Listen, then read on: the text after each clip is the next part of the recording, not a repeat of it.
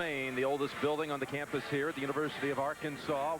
And number 2 leads number 1 at the intermission, 50-46. Jim Nance along with Billy Packer. Billy, does this surprise you at all here at the intermission? Well, it really doesn't. I'm surprised somewhat in the fact that UNLV went to the zone as much as they did. I'm also surprised they haven't been able to get the ball down in the low post to Larry Johnson. But Arkansas is a quality club. They're playing their kind of game. And when you can see, whenever it becomes a full court 90-foot type game, Arkansas goes in a spurt. Maybe, you know, even 11-0 run, I believe they had at one time. When it becomes a half-court game, it's usually UNLV's. It's going to be interesting to see if this is anything like the second half of the other game that UNLV was behind at halftime, which we remember so well against Georgia Tech. Yeah, and they shut down Georgia Tech the first 9 minutes of that second half without allowing them a field goal. All right, let's check the numbers game real quick for you. 3-point shooting, UNLV has made 25%. Arkansas 6 out of 13. And 2 of those coming from off the bench, where the team has played so well. I mean, this Arkansas club has shown some depth. They've kept Oliver Miller out of trouble. 14-3. Amazing disadvantage there for UNLV. Well, that's pretty much right on line. Turnovers on the season, a little above average in this high-intensity game. And Augman with 19 leads UNLV. Todd Day 4 of 11 from the floor, but he has 12 to top the Razorbacks. So this dynasty in the desert, Billy, their dance with greatness. You have to prove it here today, don't you believe? This team is to make its mark in history. Jim, in every sport, you hear so many people are willing to put a guy before his time in the pile of greatness. And as an example, you know, in the golf that you cover, how many people were going to be the next Nicklaus? You know, and just as this club, they may do it, but you have got to do it with performance, not with publicity. Let's see if they have it in them. Down 4, UNLV has it to start the second half. This team trying to become the first repeat champion since UCLA, 1972 and 73. And Arkansas starts in their 2-3 matchup zone. Ackles gets the generous roll, and it's a 2-point lead for Arkansas. Good job by Ackles to fill in the middle of that zone, get that nice easy jumper. Miller, a perfect 4 for 4 from the floor in the first half. Dumps it to Morris, turnaround, no go, and out of bounds off Day, who is blocked right into the official and takes him out also. Good job by Greg Anthony, and Anthony hurt his leg a little bit. That official really went down as Jimmy Burr. Of course, he did not make the call there. He's just trying to get himself back together again. A real tough competitor. You see what happens right here. See, Anthony goes ahead and sets the illegal screen. Burr gets hit by Todd Day and goes down. It's like he hurt his neck a little bit. I think he landed on the front row of the seats over here, Billy, against the footrest. See Todd Day crashing in beautifully on the boards, and there's that screen that should have been a foul on Anthony, not called. The reason it's not called, Burr, of course, is laying on his back. Tough guy. Nice congratulations by Todd Day. He's up. And smiling. He said, I had position. I drew the charge. Well, he's lucky that it was Day who hit him. Yeah, at about 185 pounds and not a Larry Johnson or an Oliver Miller. And there we see they stay in the 2-3 zone now with Miller in the middle. Anderson Hunt out here looking for something. Great bounce pass. And Larry Johnson ties it at 50. Well, what a pass. And a steal by Anthony. He leaps into the air, bats it down, and is able to retrieve it. Good come around. Oh, what a pass there. Did you see what Augman had in mind? Yep, but Johnson saved it also. Stacey Augman had in mind to not only save it, but to make a pass with a left hand. I think it even caught Johnson by surprise. Well, this may catch you by surprise. If I had to pick one player in the United States in terms of his versatility and what he can mean to a basketball team to win a game, and I had to make that choice between Larry Johnson and Stacey Augman, I'd have to go with this fellow right here because of his versatility to be able to do so many different things. Morris was called for the foul. That's his first. That doesn't surprise me, the versatility. And not to take anything away from Larry Johnson either, because, of course, he's very versatile as well. But Stacey just can guard so many different people. First 6 points of the second half to the running Rebels. Mayberry has it swatted away, and here comes a 3-on-1 for the running Rebels. If I'm Nolan Richardson and they score, I go timeout right here because the run is on that he can't afford to let happen, even on his home floor. 8 in a row for Vegas and a 4-point lead. Hasn't used any. Day, the long three, front of the rim. Augment tries to get the break going. Got Johnson on a lob. They've got Hunt in the corner. It's a 3. Ackles pulls it down. Into Ackles. Oh, right over Miller. And that's 10, the first 10 of the second half for UNLV. Now the timeout is called by Arkansas. Well, Billy, we talked about the Georgia Tech game last year in the Final Four. Same kind of start to the second half for Vegas here. We're going to have some streaks go against us, so be prepared for it. But we're going to have them come right back our way at some point also.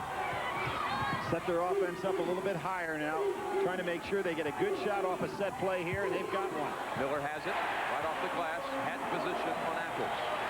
There's one of those excellent timeouts by a coach, get his team settled down. Couldn't afford to run. Curry on Johnson. They've got to get Johnson free for a shot inside. He's got a weaker player playing on him physically, and they just can't get him the ball. Well, trying to post him up. And we got a whistle. The foul called on Bowers. Right, the double team by Bowers. The problem was that Augman, with his size at 6'8", maybe even a little bit bigger, was able to play over his head. That's the third on Bowers, or truck, if you will.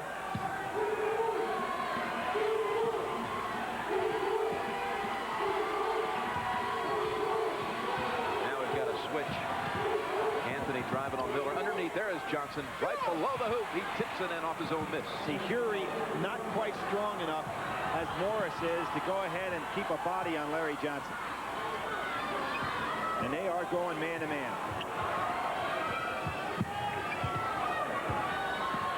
Lob available. Here comes Stacey Augman. Did a good job from the weak side to give Ackles all the help he needed. They underestimate Ackles' jumping ability. Hunt with the 3. Knocked out of bounds. And wait a minute. They're going to say it belongs to UNLV. Well, Ackles had a great job coming in from the outside. Nobody blocking him out. This young fellow really gets up in the air. By the time the season's over, be a more dangerous center than was David Butler last year. Another dish. Yep, drops it into Johnson off the back of the rim, and another basket for Johnson. Richardson's going to have to make a change here. Hury cannot handle him. And here comes Morris into the game. Lee, Mayberry, in and out. Johnson with the rebound. Starts at 3-on-2. Coming down the wing is Hunt. Augman on the follow. Stacey Augman made a great shot there. The shot of the year so far is the one that he made against Cal State Santa Barbara. On one knee, made a shot from about 12 feet when he had nobody to pass to. Billy, this is suddenly a 10-point lead for UNLV. Another great job by Ackles. There was no backside help that time. He just got off the floor quickly. Now they're able to bring in Morris on the dead ball situation for Hury. Now, that was something that had to take place because Hury just not strong enough to guard Larry Johnson down the low post. Morris had played Johnson in junior college when his club beat Odessa. He played him to a standstill, 16 each. Day rattles home a 3. You notice also that Arkansas has not, because they can't score, they haven't been able to install their press in the second half. And that takes away a big part of their game.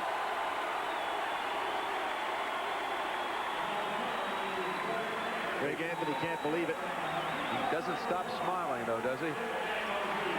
We talked about that young man who's given up his scholarship to take on his business interests, and I made a comment and talked to him about it yesterday that I don't believe that that's something that should be allowed under NCAA rules, not to take anything away from him, but you can't afford to have guys giving up scholarships, taking jobs. Can you imagine some of the jobs that could be made available? Well, that's if you really wanted to take advantage of that rule. Exactly. It's a loophole that has to be closed immediately. Miller still perfect from the floor. He has 13.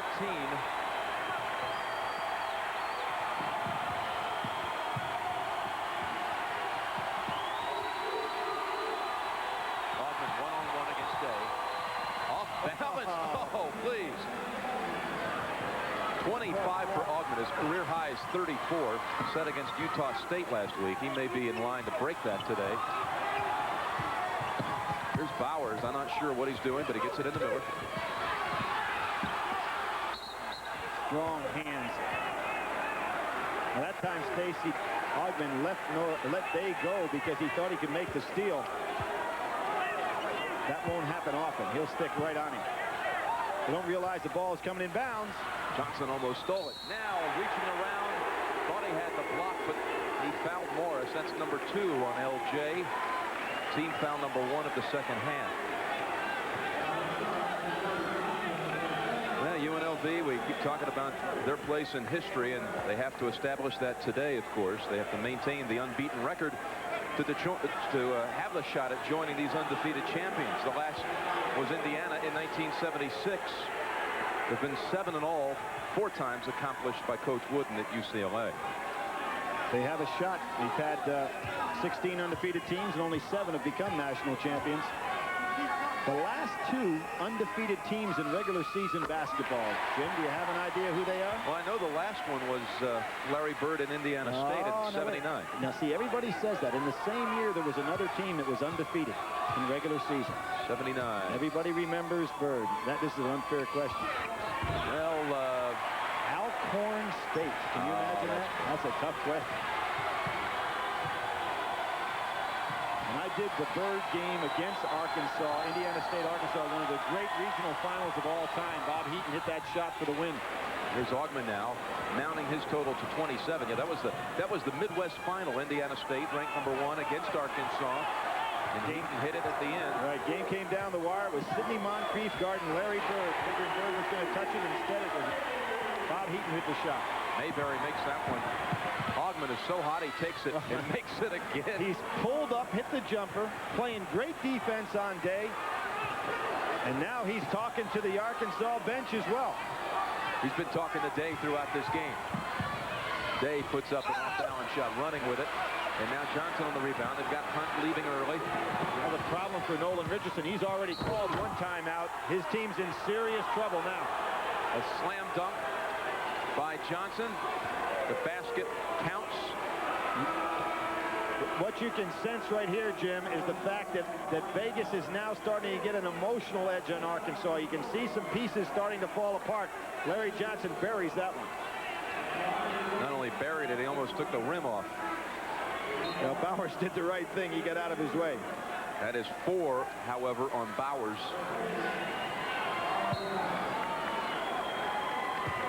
And he will sit down.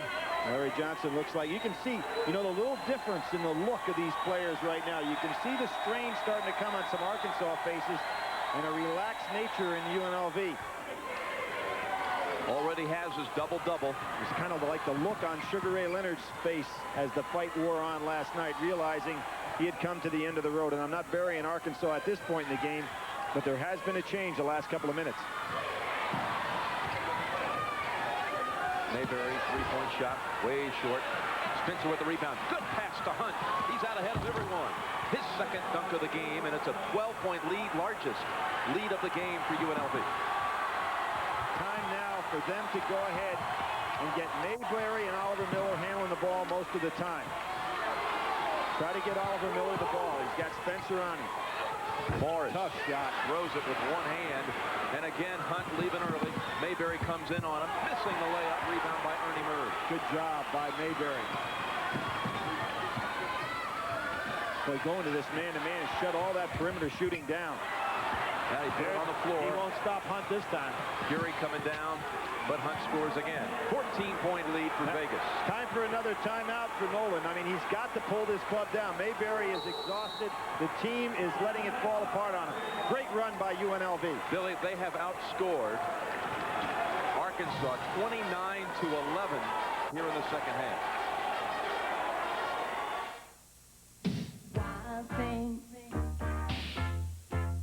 More shooting from Mayberry, more rebounding from Wallace, and do something with Stacey Augman. Back to you guys. Yeah, and they've got to do something with the rebounds also. In the second half, 11-1 UNLV on the boards as Spencer comes in, denies, and knocks it out of bounds. A subtle move by Jerry Tarkanian, giving Stacey Augmon, with this tremendous run they're having, a little rest right here. So he's got Gray now substituting. Look, they had to call the timeout as the 5 count was about to come on them. And that leaves them with no timeouts. Oh, with 12 minutes left in the game, they had to burn their final one.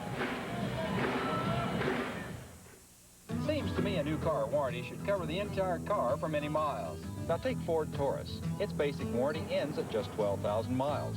But the basic warranty on the new Cutlass Supreme goes a bit farther. Like from New York to LA, back to New York to LA, to New York to LA, to New York to LA, to New York to LA, to New York to LA, to New York. Plus a trip to Anchorage, Alaska. Cutlass Supreme with its bumper-to-bumper plus warranty. Here's one car that does it all and does it right. Hey, Dad. This is the new generation of old. This is CBS.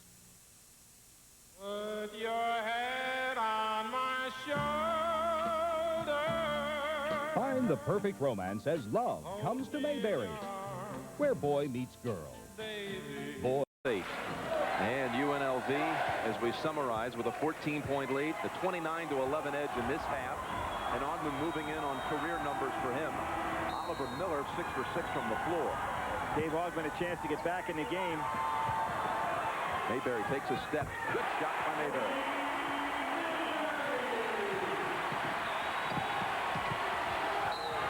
Foul on Mayberry, a little over-aggressive. His third and team foul number 3. He has committed today 6 turnovers as Mayberry. He averages less than 2 per game. And what he expected there, he expected Anthony to pivot and roll away from him and then try to steal from behind. Instead, Greg Anthony turned right back into his face, which was a smart move.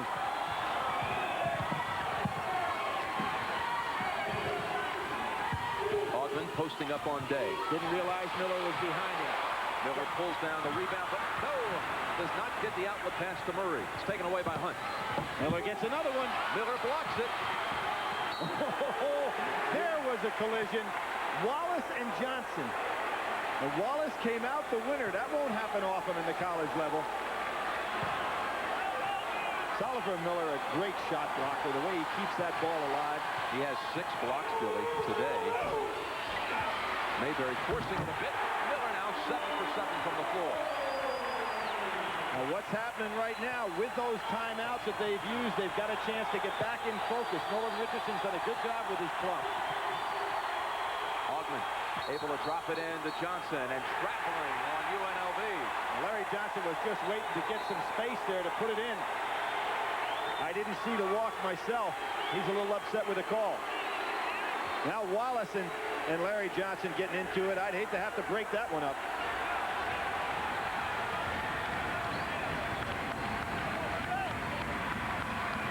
Stay man-to-man. UNLV used a lot of zone in the first half. It got him in trouble with that perimeter shooting. Second half, it's been all man-to-man, right-in-your-face defense. Oh, good step out. Great play by Spencer. Stepped out, then dropped back and got the steal. 3-on-1, Hunt. That was a sensational play by Spencer. Stepped out, nobody anticipated it. Just turned the ball over. Does another nice job stepping up. This time it'll be Greg Anthony's turn. Nope. Can't find the handle, but Johnson will finish it off. 2 excellent plays by Spencer on the defensive end of the floor. First half, he had his problems. Here's Wallace taking the jumper. Roosevelt Wallace. Before the season's over, you have to see Wallace playing a lot more time. This club needs rebounding strength and bodies on the inside to help Oliver Miller out a little bit. And Wallace can put some points on the board. Spencer. Oh, it looked like all ball. Oh, it is. Yes. Oliver Miller talked the official into that one. The initial inclination was foul. Well, they call it a tie-up situation. Yep. The possession arrow remained on UNLV's side, so they'll inbound it, but another great play by Miller. Jim, interesting. On Jerry Tarkanian's bench, he's got 3 fellas that are assistants, all of which were head coaches. Timmy Gergerich, who was at Pitt, Ron Adams at Fresno State, Ed Gordian, who was at Loyola Marymount. At halftime, only Adams and Gergerich talked about details of the game. One for offensive strategy, one for defense.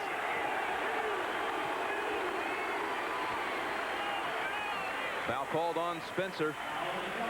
Stay tuned for another top 20 NCAA basketball matchup. Shaquille O'Neal leads 19th ranked LSU into Durham to take on number 6 Duke, followed by same-day coverage of the Busch Clash from Daytona at 4:30 and an Olympic Winterfest countdown to Albertville. That's all today on CBS. Good Urey. slide baseline. Got right past Spencer and Ackles. Well, Spencer was concentrating so much on Miller, he wasn't ready. Hunt launching the high arching three. Knowing Miller was coming right at him. That's some kind of concentration. Now our friend and colleague Mike Francesa always likes to point out when Hunt starts knocking down those threes, the other team is in all kinds of trouble. They are. We talked about that at the start of the show. You know, if they're better than 2 for 5, they're so tough. And he is breaking long as well. Good steal. Murray almost had a piece of that. Yep. Got a piece of the arm, however. Well, Jim, what that does is when Anderson Hunt's out there, you can see what it has done to the defense of Arkansas. They have to go out and extend so far to protect against that play and also cross-court passing that it leaves the inside wide open. One of the reasons they're having such a difficult time off the boards as well. Anderson Hunt, of course, knowing that they have dominance on the board, is releasing on that break the minute the shot goes up.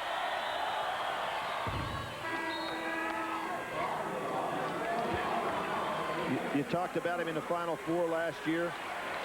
Had 20 and then 29 and MVP of the Final Four.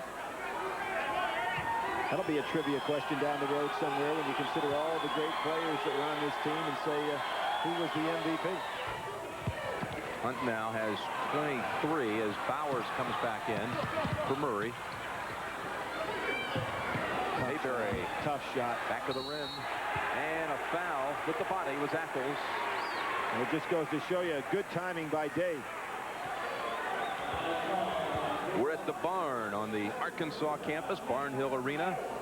Jim Nance and Billy Packer for the 1-against-2 showdown. Jim, when you look at this arena, you have to think of Eddie Sutton, the man that really brought big-time basketball here to Arkansas. A man who's doing the job at Oklahoma State, could become the first man in the history of NCAA Division I to take 4 different teams to the NCAA tournament. Had Creighton, of course, Arkansas, Kentucky, and now Oklahoma State. There's a steal. Bad pass.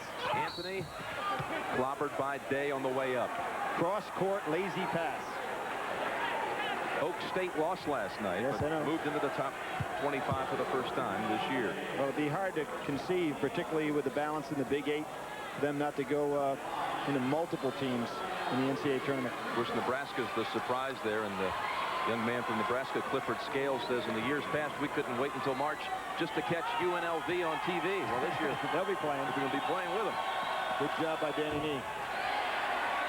And Jim, I watched kind of in awe last night when you and Tark in the lobby start talking about matchups. You know, you're like 2 basketball sickos. They're already talking about matchups. Who's going to be paired where? Who's going where? And I thought you were the most interested guy in the world in that, but I think Tark's right there with you. Love to speculate on those seedings.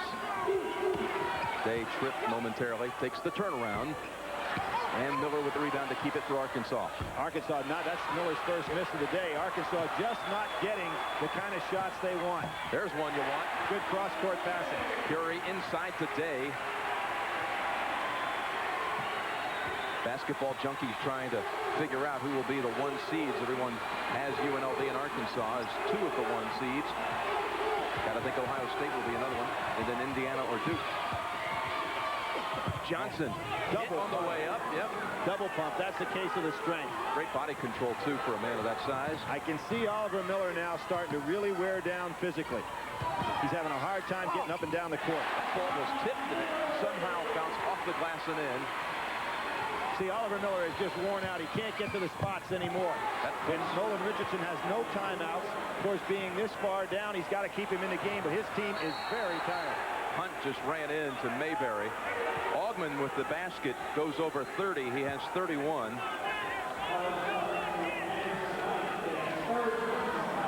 And we were talking about seedings. How about rankings for the week going in? UNLV, of course, 1 and 2 with Arkansas. Ohio State 3. How will it change if UNLV holds on to win? You think Arkansas will drop any worse than number 3? I wouldn't think so, Jim. There's the rest of the top 10. got an official timeout on the floor with 8 minutes left and a 16-point lead for UNLV. Of UNLV's bench, Walter Payton. And why the Rebels? Why are you such a big fan of the Rebels? You know, I've been a fan of the Rebels for about 9.5 years, and You liked them when they were losing. that's right. Because of the style they played, they were very aggressive. They had a lot of fun. And just like with the Chicago Bears, we had a losing season when I first started. I stayed with it. We ended up winning the Super Bowl. And the same thing happened with these guys. They had the Cinderella season last year. Did you talk to him before this game? I know you gave him a pep speech before the final last year. Yes, I had breakfast with them this morning, and I gave them a talk and told them, hey, just calm down, play within yourself. Don't let the crowd take you out of what you do best. Yes or no? Do you miss football? I missed being around the players, the camaraderie. I don't miss all the bumps and bruises. We miss you. Thank you, Walter. Back to you guys. All right, Pat, you know, there's another great athlete here today, and the super center fielder for the Pittsburgh Pirates, Andy Van Slyke, one of the biggest hoop fans you'll ever find. He's here. And the Arkansas students made a mistake. They had a home run hitting contest yesterday down here in the field. Andy kind of wandered in with his blue jeans on. Said, hey, let me try that. Mind if I take a few swings? Yeah, 4 out of 5 right out of there. 20 points for Larry Johnson. Boy, that was a quiet 20, wasn't it? 21 now and an 18-point lead.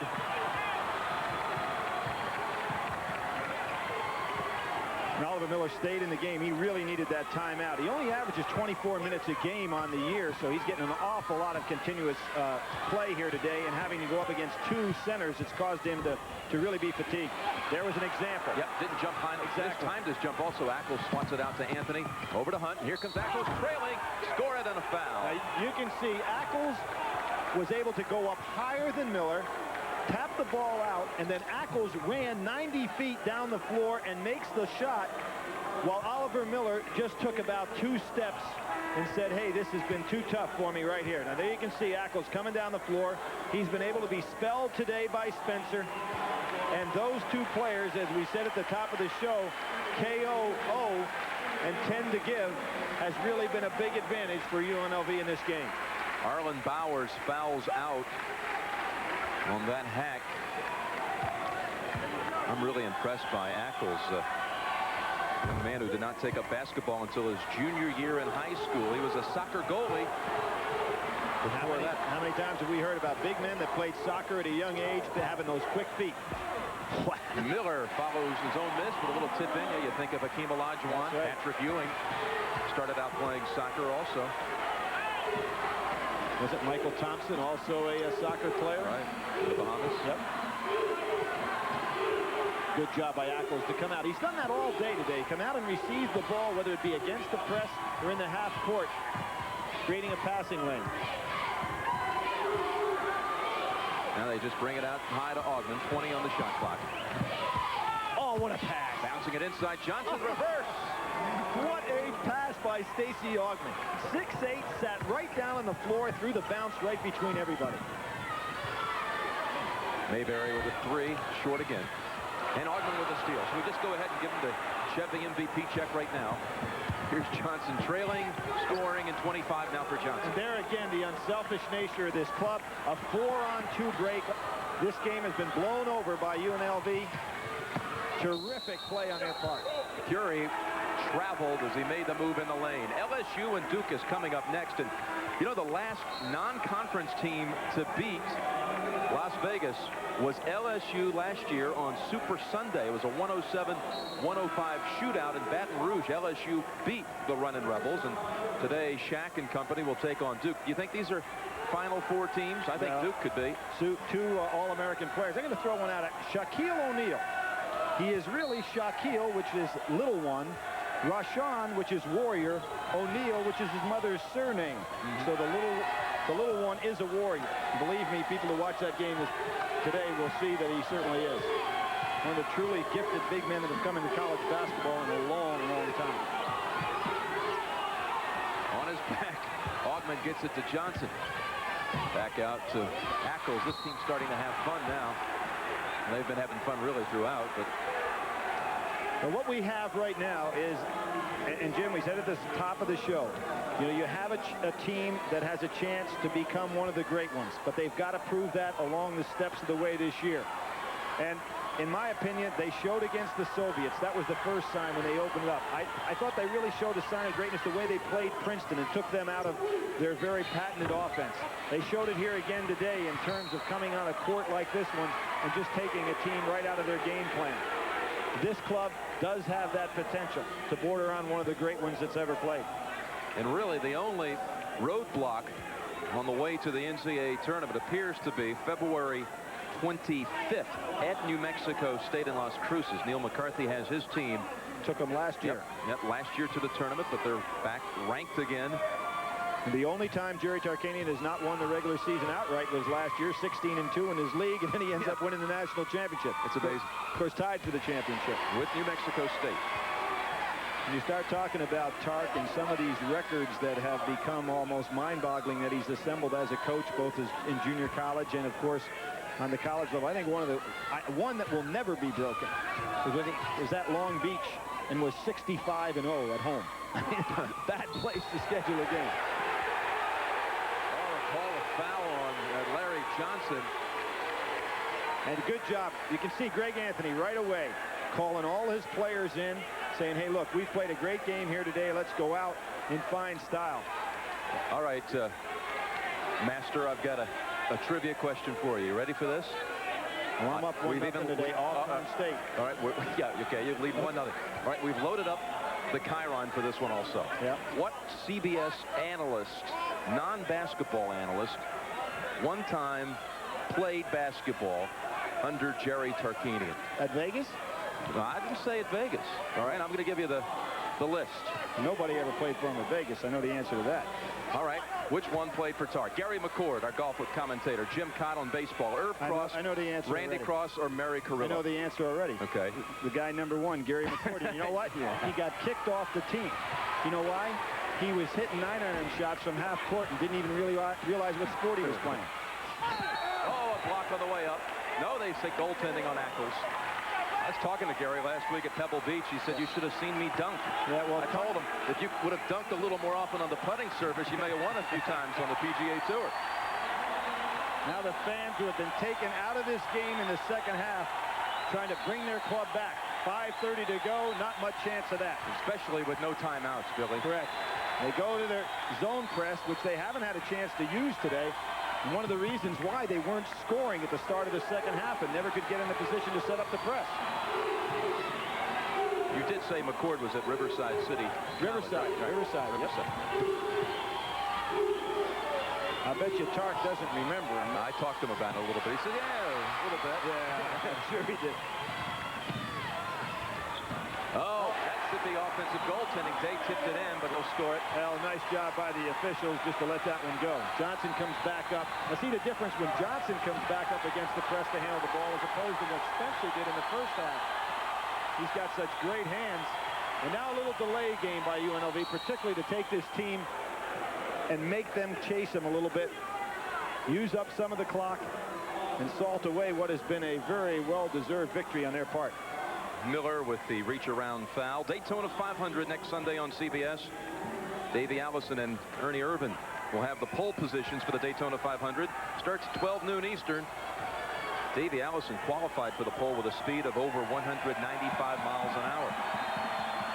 All right, here's the former soccer goalie netting the first free throw. Broken wrist kept him out of action last year. That's really a shame, too. You know, you don't get to be a part of get that championship ring. Well, he might not have two on his fingers, but this glove right now is going to take an awful lot to keep one of them off his finger. And they reach the 100-point mark. Well, Ackles stepped out. He was looking for that pass for a pickoff, and they can afford to make some gambles here. Day hit on the hand by Augman, I believe, his second. You know, you think about the Day and Mayberry making the national team last year. Stacey Augman and Larry Johnson, neither one went to qualify for that team. And when you take also into consideration Shaquille O'Neal did not try to qualify for that team. People wonder, why don't we win the gold medal every time, even with our non-professional players? But you can imagine the team you could have assembled of guys that did not try out for the squad. Murray returns. I think Augman was just a little burned out from summer competition. You know, he played on the Olympic team in '88. He's the only player in college basketball now still active that was on that Olympic team. He was the youngest member of that Olympic team. Any idea who you think will be the youngest U.S. Olympic member in '92? In '92, it'll be a professional player. I'd say Shaquille O'Neal might have that chance. David Robinson, maybe. All right. Just a little game of keep away now, spreading the floor very well. And here's where Stacey Augmon becomes valuable again because he can step outside. Ackles. And he turns around and hollers in the face of Oliver Miller.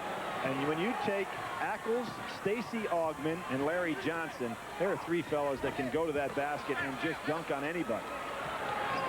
Miller has not had the massive presence he had in the first half. Well, he's worn down, Jim. Look at Anthony. That shows it right there. He just blitzed right by him all. Well, Oliver Miller had his back turned, didn't even realize he's coming. He's exhausted now. This was a team, an Arkansas team, which led 50-46 at halftime. And a three by Day. Uh-oh, Day and Augmon. Now, here's the problem.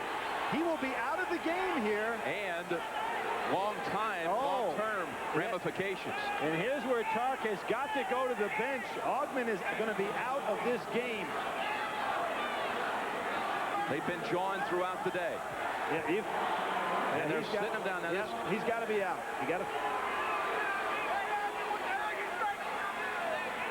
Now, I think that Jerry Tarkanian ought to clear his bench. His fellas right now are getting in a jawing conversation. I mean, that... With the fighting rule this year, Billy, you've got to be so no question, because we had two incidents this year in which players have been suspended for fighting. Now, what dictates a fight?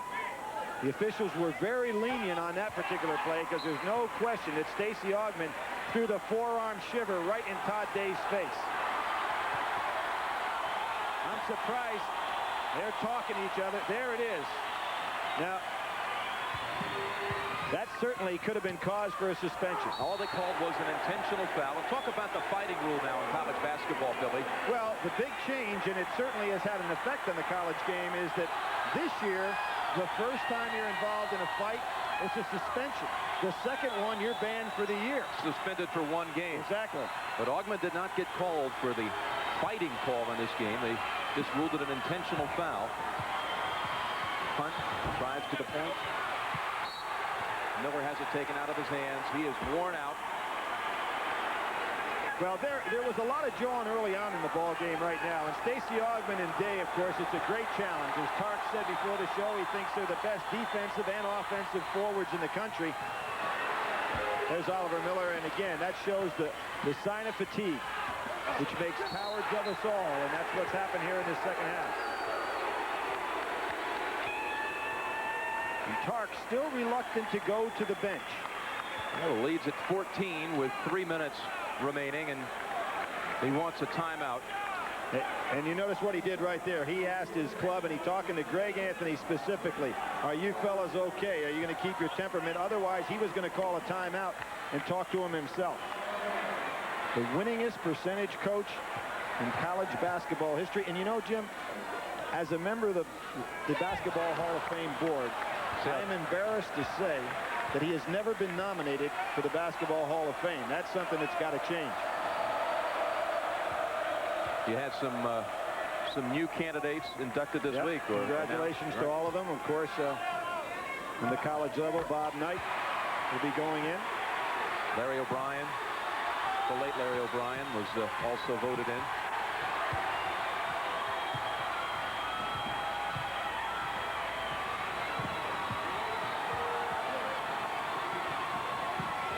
Just spreading it. Arkansas chasing him man-to-man.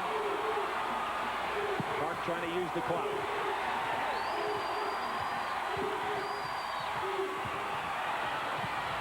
In out for Augmon. Yep. He's amazing how he can meet those shots in. You don't think he's able to get him off the shot. Day takes the three. Could have cut it to 10. And Johnson. Now, there's what I was talking about. This time, Day connected with the official. Now, see, you've got two great players in trouble of being chance of being suspended. The referees are being very lenient here. Both of them should come out of the game. If you're a coach, you cannot afford to have a player the likes of Day and Larry Johnson being suspended from the game. And Johnson said, I'm going to see you after the game. Now, Now, that's unnecessary. There was a lot on the line for both of these teams. They'll probably see each other again. There's a good chance of that. Now, you know, a punch is a punch. It does not have to connect to be considered a fight. Now objects being thrown onto the floor. And watch Day on the tail end of this. Well, a little mismatch in the weight department. Watch him connect here, Billy. A punch is a punch. You do not have to connect. As a matter of fact, on this rule, and it depends on the judgment of a referee, but on this rule, you could even consider a fight being a verbal. And there's Jody Sylvester took a piece, kind of like in the fight last night when the official took a piece of Sugar Ray hit him at the end of the round. But really, I think now you're up by 13, 2:27 to go. It's time to clear the bench, because you don't want to see a great attraction like this marred by guys who had so much going today, so much emotion, and now they're letting it get away from them.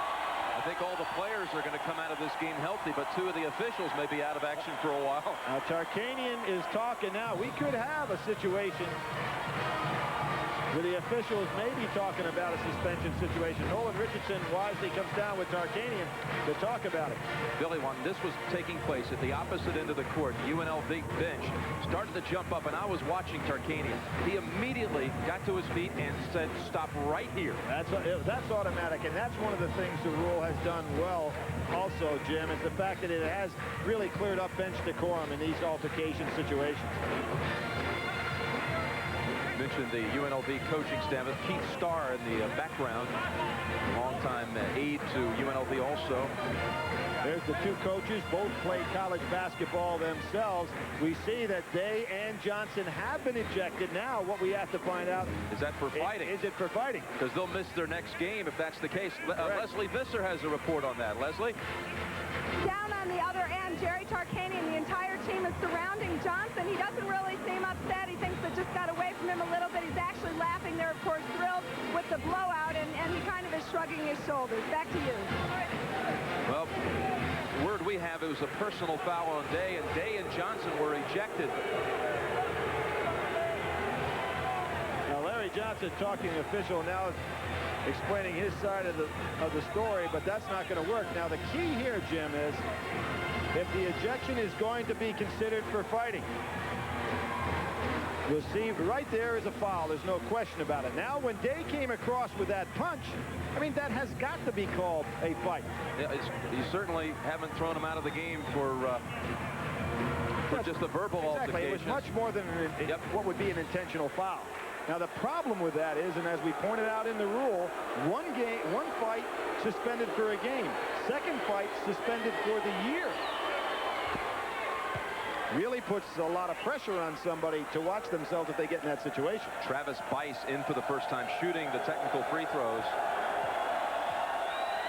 They called technicals also on Day and Johnson. That went with the ejection. Well, Wayne Womack from Arizona suspended for a game and fight with Cal's Ryan Drew. So,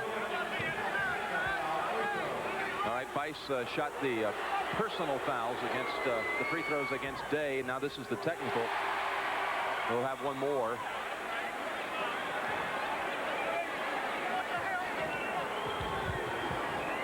But Travis Bice didn't see any action until he got an opportunity to go out there and shoot some free throws. So very cold sitting on that bench.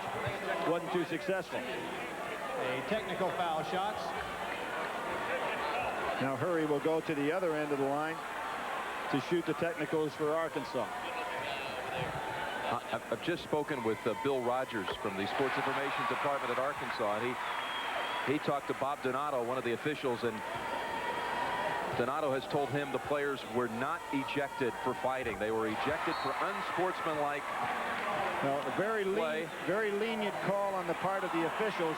And I like the suggestion by Fred Barakat earlier in the year when I went to the officials meeting, and he said that that ejection for fighting should be interpreted after watching films by supervisors of officials. And because of the severity of the penalty, unless it's so obvious, I think that'd be a pretty good idea.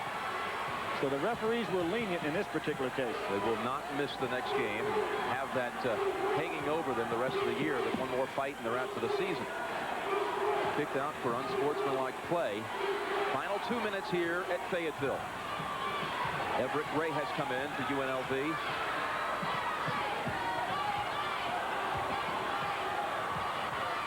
And that information now confirmed by the Arkansas coaches on the bench. Flanks us here. Foul called on Oliver Miller, number 4 against the Big O. And we'll set the lineup while we can on CBS tonight. Of course, it starts with 60 Minutes, followed by Murder, She Wrote, and the CBS Sunday movie, Lucy and Desi Before the Laughter. Well, there was a lot of laughter, I think, going on throughout this game, but it's turned ugly in the end. And a lot of emotions that will carry into the tournament, as these two could be on another collision course. It'll be interesting to see. And everyone, of course, figures the West 1 seed will go to UNLV. Where will they place Arkansas, however, because Midwest plays West in the national semifinals. Would they send them to Southeast or East to maybe have them not meet until the finals? I would think so. 2-3 zone. Vegas played man-to-man the second half. It was so effective for them. First time they've gone back into their zone just to try to occupy a little clock on the defensive end as well. 22 now for Oliver Miller.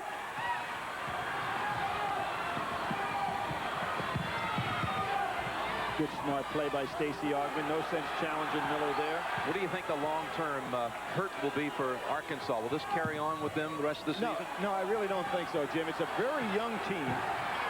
They understand in the game the other night against Houston, they showed so well. Their first goal has got to be to win the conference, which they are in the driver's seat right now. Fury fouls Greg Anthony. And I'll tell you another theory I don't believe in, and that's the theory that the third time you play a team that you've beaten twice is more difficult to beat. I really feel that once you establish your superiority, as these young men did here today, to me, the guy is always looking around the corner for when is that run going to come again. I mean, could you imagine if the Duke team, as an example, were to face UNLV? Don't tell me that the loss would favor Duke. They'd have to remember that second half pounding they received in Denver last year. Totaled a 30-point win in Denver. Strangely enough, UNLV had 3 wins in the tournament last year by that identical mark of 30 points. They have a 30-game win streak. Jerry Tarkanian's 30th year as a coach. So 30-something is something special here. The dunk by Mayberry, final 40 seconds. Well, you remember the closest that they have come to being beat since that UC Santa Barbara loss was Ball State. Ball State had the ball, had a chance to beat them. Harris McCurdy slipped trying to go around the corner. Not to say he would have made the shot, but that's the closest anybody came. Billy, we've got to say thanks to our group here. The coordinating producer of NCAA basketball is Bob Dekas, and today's game directed by Robert A. Fishman. The Prudential at the half, produced by Rob Silverstein. And the executive producer of CBS Sports is Ted Shaker. Just too many weapons here today. A stronger team physically. Stacey's still over there talking to the bench a little bit. A lot of pride in this club. You know, they say they do not discuss the fact that they have a chance to make history. They never talk about it, they say, but you know they're certainly aware of it. Well, I believe one of the reasons for that is that their coach doesn't get hung up in all that type of conversation. I believe Jerry, when he really says it, that he never discusses winning even a given game. The object under his teams and his tutelage throughout his career as a junior college coach and Division I coach is to play as hard as you can, doing the fundamental things that you do in practice every day. And if you do that, then in effect you've been successful. You know, Coach Wooden used to always have the same philosophy. Never talked about winning before a game. Got to go out and win, guys. He would never say that. Just play to the best of your ability. You know, I talked to him yesterday after watching the 2 practices, and I said, Jerry, today was one of the few days that I have watched your team practice when the opponent had more intensity than you had. And he was very disappointed with yesterday's practice, said his team was both flat and a little bit tired. They sure didn't come out here today this way in the second half. That is a downtown bomb and nothing there. That was from Mayberry country. It was. That was a 32-footer. And we know one fellow that can make those, Tracy Murray, but I don't know if there are many more in the country that can hit them. Tracy Murray last week of UCLA was putting up, what would you say, 25, 28 footers? Without question, and easy. There's Nolan Richardson, an outstanding player himself. Average a little over 14 a game. Played a little bit of professional football also. Right. Nolan did. He played for the San Diego Chargers for a year. It was interesting. He thought he was a big scorer in college till Don Haskins showed up and said, fella, I've watched you play. You can't guard a telephone pole. Let's get you refocused there. The Bear got him stressing defense. Murray jumper connects, and it's a 10-point difference. And Miller would have been better off letting that one go. Final 5 seconds. Well, this team, Billy, is it a dynasty in the desert? Well, this team has proven today certainly that they're ready to go to the very next level and take on all challenges. Without question, it's everybody in the country against these fellas. They continue on their march toward the tournament, a chance to join UCLA with back-to-back championships. First time since.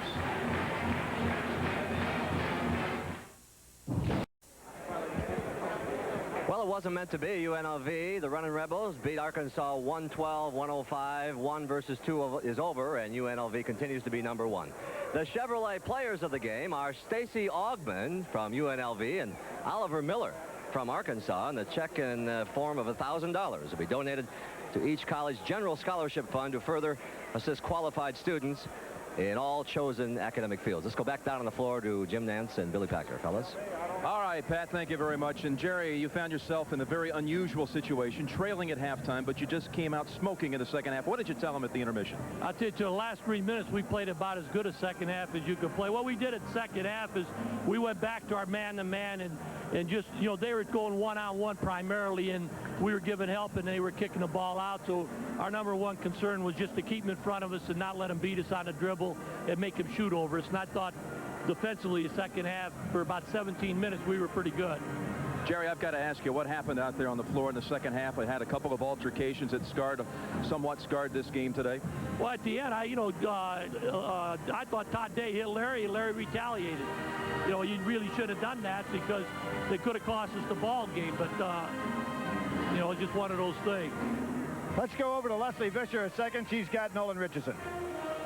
Coach, you led by 4 points at the half. Where and how at the start of the second half did it slip away? Well, you know, Vegas has got a great basketball team. We're probably very fortunate to be where we were at halftime. We felt pretty good about ourselves. But again, you know, you can't make a lot of mistakes against a team that can play with some of the NBA ball clubs. And I was, you know, at that point, I could see that white teams could really get blown away because they're so tough. Well, we're not sure about them playing against an NBA team, but maybe you'll run into them again in early April. Let's go up to Pat O'Brien. All right, Leslie, thank you. And the Rebels go home with another one. The most points scored against Arkansas since December '86. We'll be back here in a moment. Next, here on CBS. So for Jim Nance, Billy Packer, Leslie Visser, I'm Pat O'Brien saying so long from Barn Hill Arena with the final score, UNLV 112, Arkansas 105. This has been a presentation of CBS Sports, home of the NCAA Basketball Championship. Hope you enjoyed the game, everybody.